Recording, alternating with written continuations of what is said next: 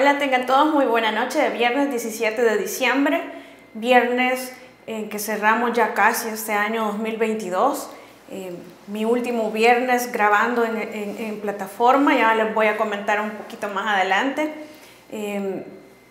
Y es momento importante para hacer la reflexión del año, pero sobre todo las metas y propuestas para el 2022. Quiero agradecerles como siempre su sintonía en este programa de plataforma de todos los viernes a las 7 de la noche y todos los días de la semana, programa sin censura, donde nosotros emitimos nuestra opinión sobre el acontecer nacional y a veces también internacional, pero mayormente sobre la coyuntura, sobre los hechos que nos interesan a nosotros los salvadoreños y a nuestros hermanos de otras naciones que también nos sintonizan y dejan sus mensajes. Gracias por sintonizarnos en el canal de Informa TVX de YouTube y también en el streaming de tvx.com.sv, en los canales 23 de Cable Color y Claro TV, 28 de Tigo Digital y también sus likes como siempre en las páginas de plataforma-sv de TVX, de plataforma de _sv, que es del canal de TVX, tanto en Twitter como en Facebook. Quiero agradecer especialmente en esta noche de viernes a Brisette, la sobrina de Claudita. Aquí muchas gracias por mi lapicero con mi nombre, licenciada Pastor. A mí me gusta mucho que me llamen Tania nada más, pero está muy lindo, como hasta ya sabían cómo iba a venir vestida ahora para combinarme. Así que muchas gracias, Brisette, un saludo y muchas felices fiestas de corazón. Saludos cordiales a todos, felices fiestas. Que sean días bonitos, días como siempre les voy a decir de tolerancia porque el tráfico está terrible, las medidas, se está bajando la guardia en muchos lugares y es importante que nos mantengamos con los pies en la tierra, como estamos, donde estamos y qué nos puede pasar si nosotros nos permitimos bajar las medidas porque creemos que estamos inmunes por habernos vacunado. Yo los invito a vacunarse si todavía no lo han hecho, que terminen todo el ciclo de vacunación, las 3 vacunas. Habrán quienes no estén de acuerdo, sin embargo yo sí creo que nos baja la posibilidad o nos disminuye muchísimo la posibilidad de si nos contagiamos, pues que no muramos por esto. Quiero platicar en esta noche, que ya es el último programa.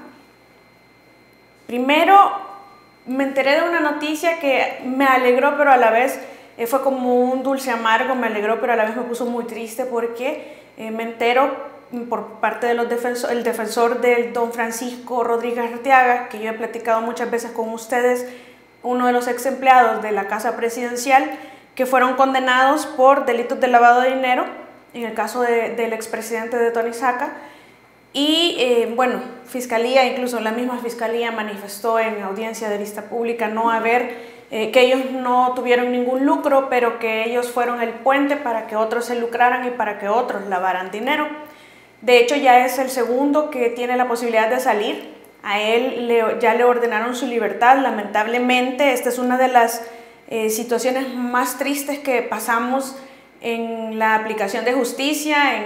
Por ejemplo, hace falta mucha guía contundente para que en la Fiscalía se respete el principio de legalidad, para que se actúe conforme a la ley, para que no sean temerosos y que si a veces lo que procede es la libertad de un procesado, que lo hagan con mucha convicción y con mucha dignidad, porque se da la situación que se ordena la libertad de este señor para que lo pongan en libertad y dice Fiscalía, no nos oponemos, pero entonces le dice el juez, pero entonces va a renunciar al derecho de apelar.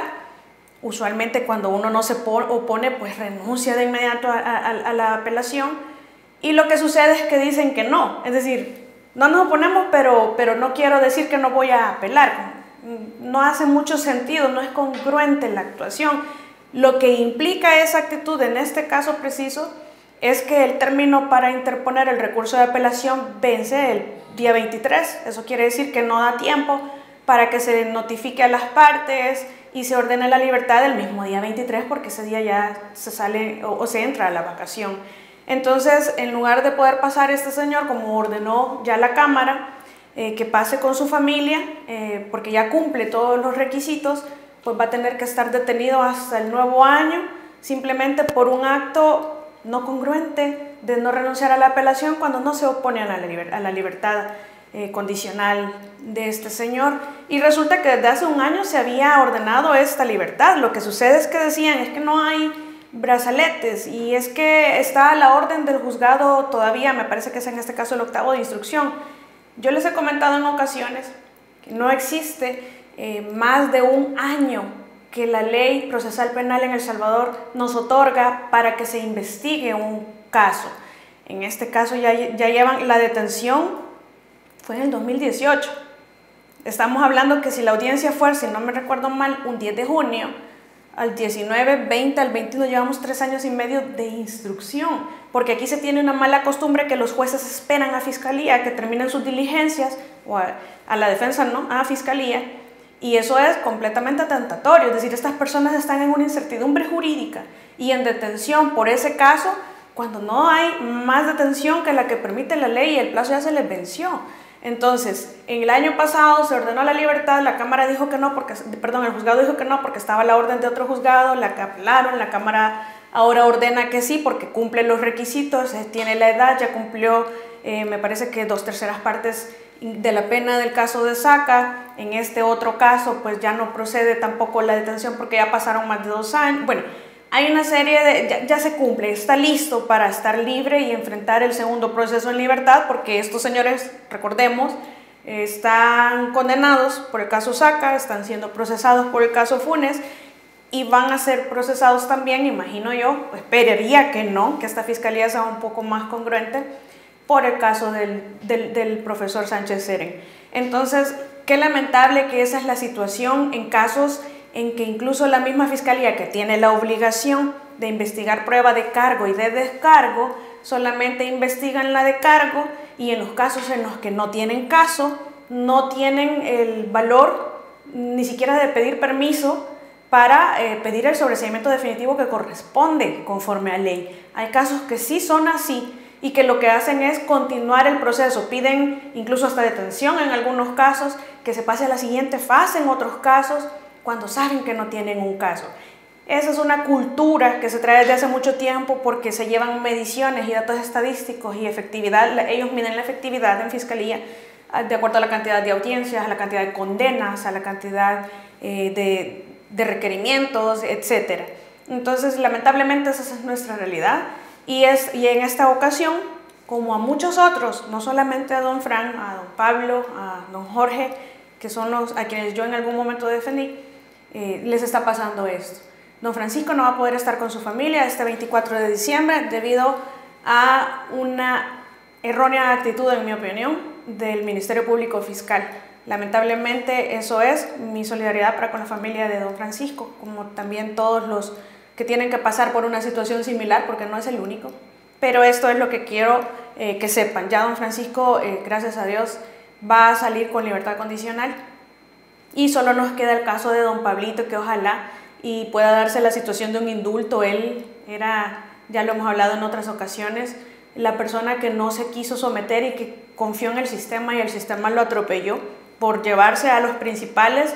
Él terminó siendo arrastrado, pero ya lo hablamos muchas veces. Vamos a dejarlo hasta ahí. Quiero también darles brevemente, antes de entrar al tema de fondo, mi opinión sobre la elección del fiscal general de la República, que muy sorpresivamente se suspendió cuando parecía que ya todo se iba a dar. Fíjense que es importante escuchar las opiniones. Creería yo en algún momento que el fiscal general tiene toda la capacidad y experiencia. Creo que a nadie le cabe duda sobre ese aspecto. Me gustaría que la misma eficacia que ha mostrado contra algunas personas sea pareja y sea en todas direcciones. Claro, el tiempo es muy corto, todavía no se ha podido ver, pero es uno de los puntos que yo creería que debe mejorar. Sin embargo, uno de los puntos más negativos que había desde el inicio para considerar su reelección es la forma en la que llegó a ser nombrado. En ese sentido, me pareció muy curioso el apoyo que empezó a tener previo a siquiera candidatearse a otras personas para la reelección. Entonces, ¿qué es lo que sucede? A mí me llamó mucho la atención, en realidad, que para las fiscalías anteriores habíamos tenido, si no me equivoco, en la época de Luis Martínez, alrededor de 48 aspirantes a fiscal general de la República, mujeres incluidas ahí. Para el siguiente periodo habían sido 72 para cuando quedó electo el fiscal Douglas Meléndez, y para cuando se postuló el doctor Melara habían aproximadamente 34 candidatos. Si ustedes estuvieron atentos a este proceso, esta vez solo hubo 7 candidatos. Entonces eso como que debe despertar algunas alertas, ¿verdad? Porque pueden ser indicadores de diferentes aspectos. Puede ser que no hubo verdadera motivación a postularse porque estaba demasiado claro que nadie iba a tener oportunidad, o puede ser que ya la gente entendió que el mecanismo en realidad adolece de muchas imperfecciones, realmente es muy imperfecto, realmente es poco confiable y no nos ha traído nada bueno en El Salvador en el pasado. Y el hecho que tengamos, lo hemos dicho 3 veces, una correlación diferente de fuerzas en la actualidad, no nos asegura que el resultado va a ser diferente o que va a ser mejor. El problema, el defecto es de fondo, es de estructura, es el mecanismo de elección. Entonces puede ser que eso no haya motivado tan bien, o simplemente puede ser que realmente en esta ocasión no muchas personas tenían esa misma aspiración, lo cual sería bastante extraño porque el antecedente nos ha mostrado que sí han habido intenciones, que sí han habido muchos aspirantes, que sí realmente hay personas que quisieran ostentar ese cargo, pero el hecho que solo sean 7 realmente no me parece que quede muy legitimado el proceso. Quizás lo ideal hubiese sido que se continuara abierta la opción a postularse y que se motivara a más personas, porque el hecho que hayan considerado algunos que quizás no tenían opción o que el mecanismo es inidóneo, había que atacar esas 2 opciones que son las que considero que pudieron haber afectado para que se diera más participación, sobre todo motivar también a más mujeres que se inscribieran en el proceso. Pero definitivamente quizás la opción más viable pudiera ser reaperturar no existe, reabrir el proceso o realizarlo nuevamente, aunque estemos muy a corto tiempo, porque de lo contrario, lo que queda es la reelección, que es la que parecía que iba a venir, pero que no se dio, no sabemos por qué, no se dice nada, se retira del pleno el dictamen y no hay razones. Entonces es extraño, habían sus pros y sus contras. Si se reelige, yo creo que hay una oportunidad muy grande para esta asamblea para mejorar los errores que ya cometieron en el pasado, en mi opinión. Pueden explicarle a la población por qué, a pesar de cuestionamientos éticos o por qué, a pesar de que hay un proceso penal en su contra, por qué esta persona continúa siendo la idónea o la más idónea sobre el resto para ocupar el cargo. Tiene que motivarse más, no solamente decirse, miren, no hay, aquí hay independencia o aquí no hay pertenencia a un partido político. Tiene que motivarse, tiene que fundamentarse. La población tenemos derecho a conocer todas esas situaciones explicadas, no solamente mencionadas, y sobre todo que se comprenda con mucha claridad por qué esta persona es mejor que el resto. Tampoco me parece, escuché ayer a una persona que emite opinión, que genera opinión en un medio de comunicación, recomendar a otra persona que en el pasado ha sido cuestionada por escuchas ilegales. A mí también me parece que el hecho que no quieran a uno tampoco quiere decir que hay que decantarse por otro que tiene quizás hasta peores cuestionamientos. Es decir, si en la lista, depurada la lista, no hay personas que se consideren idóneas y que no tengan cuestionamientos y que sea fácil sostener su idoneidad, creo que hay que buscar más candidatos.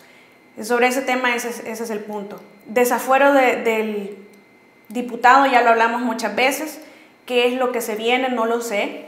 Hay que esperar a ver cómo actúa el Parlamento Centroamericano, qué va a decir la Cámara primero de lo penal, porque hay una dualidad de competencia. La Asamblea Legislativa remueve el fuero aquí en El Salvador, pero tiene que pasarlo para ver si se remueve a nivel centroamericano. Este es un doble blindaje descarado del que se permitieron dar en las asambleas anteriores.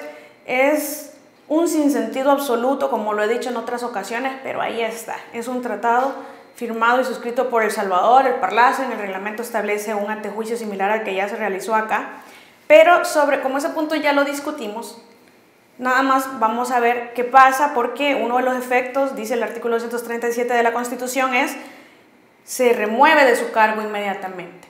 Y si permanece en el cargo, pues entonces se le procesa por un delito que se llama prolongación de las funciones, según el mismo artículo 237 de la Constitución, pero que no dice nada el Código Penal al respecto. Hay una ausencia o una omisión de legislación en ese aspecto, lo hemos dicho muchas veces, creo que fue el primer programa de plataforma que yo grabé, lo mencioné, y todavía estamos a 2 años y todavía no existe el delito, no lo crearon, es decir, hay intereses siempre, ¿verdad? Y así se mueve todo. El caso es que detienen a una persona. En primer lugar hay que decir las cosas de una manera respetuosa, pero con el ánimo de mejorar y sin guardarse solo por caerle bien a una parte de la población y quedar bien con otra. No es el caso, definitivamente solo lo digo porque así lo pienso. Me parece un completo fuera de lugar acercarse al curul de otro diputado, a irle a poner una página con imágenes, eso, ¿qué suma o qué positivo tiene algo así? Aplausos de la gente o humillación y ser más detractores con uso. No tiene sentido, me parece realmente una falta de respeto y que el respeto lo merecemos todos porque somos humanos, no porque seamos de un partido político o porque no seamos de ningún partido político. Realmente me parece que estuvo fuera de lugar esa acción y lo que generó, vean en qué terminó todo esto. Terminó en la detención de una persona que tampoco la voy a defender, porque una persona que ha quedado documentado en cámaras que es una persona violenta y agresiva. Sí se comprobó que era la misma del puñetazo en la ocasión anterior cuando rindió declaración la ex vicepresidenta. Entonces, cualquier persona natural, cualquier persona, usted o yo o cualquiera en El Salvador, ante alguien que comete un delito, puede detener a la persona hasta que lleguen las autoridades competentes. Se ve en el video que está golpeando a un periodista, este señor. Sin embargo, también creo que es clara la situación que porta un gafete rojo, que es el que le da acceso a toda la Asamblea Legislativa, y pareciera que no es ningún desconocido tampoco, que todos sabían quién es. Escuché en los noticieros que se le iba a atribuir la comisión del delito de supresión o destrucción u ocultación de documentos verdaderos. Una fotocopia de una captura de un video, eso no es un documento verdadero, eso no es un motivo de detención. Yo creo que lo más sano, lo más respetuoso de la legalidad es que si lo que hay es un delito de lesiones que muestra ofendido el que fue golpeado, pues eso es lo que motiva la detención, no el ingreso a un lugar en donde está autorizado a ingresar, no la destrucción de una hoja que no tenía en primer lugar por qué estar ahí. Y finalmente, si lo que procede es pedir la libertad de esta persona, yo esperaría no solamente que los juzgados otorguen la libertad, sino que principalmente que la Fiscalía la pida un proceso con medidas o pida un sobreseimiento si no hay ofendidos por lesiones, porque otro delito bien difícil se configura. Y así lo que quiero yo cerrar este año es las cosas positivas, las reconocemos y las vamos a replicar, pero lo negativo hay que observarlo y hay que denunciarlo, porque lo que buscamos es no volver al pasado y lo que buscamos es continuar mejorando.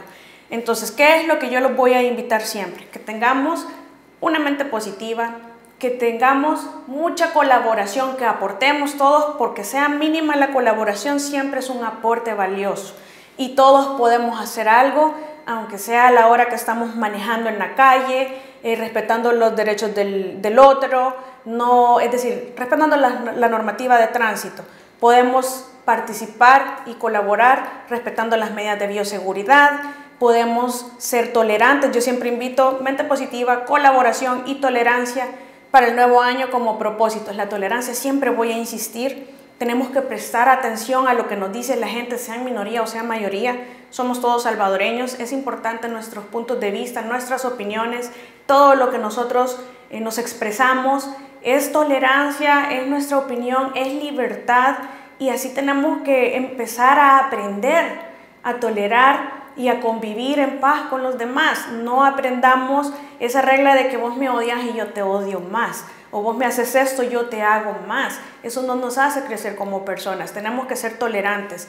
Yo esperaría que el gobierno, que todas las personas que están a cargo de instituciones públicas presten atención a las quejas de la gente, son importantes. Muchas vienen arrastradas por defectos de gobiernos anteriores y por crímenes de gobiernos anteriores, pero hay que prestarles atención. Eso no significa que no tengan la responsabilidad en la actualidad de prestarle atención y trazar planes a corto, mediano y largo plazo para darle solución.